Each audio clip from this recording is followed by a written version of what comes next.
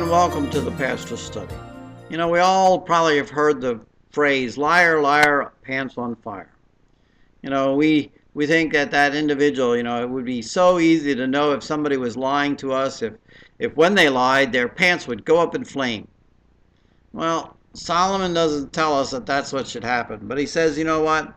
The individual who speaks kind and yet has deceit within their heart, he says, we need to be careful about that. We need to not pay attention to that.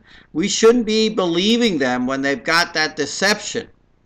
When we know that there's a root of deception in what they're saying, then don't believe anything of what they're saying.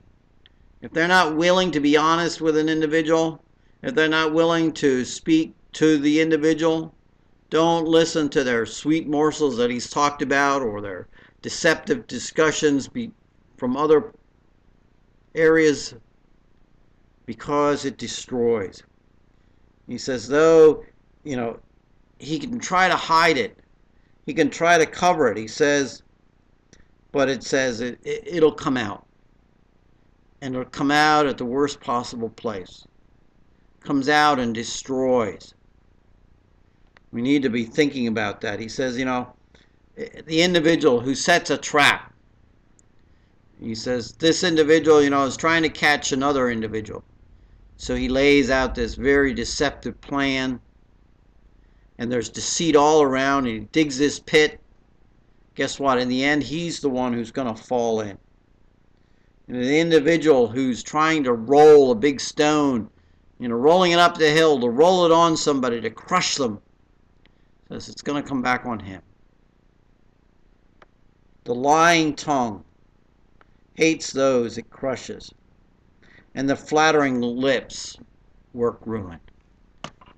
There's no good way to say anything that's deceptive.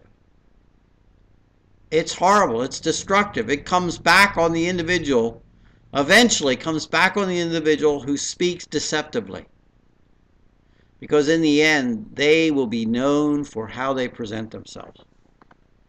Because their motives eventually come out.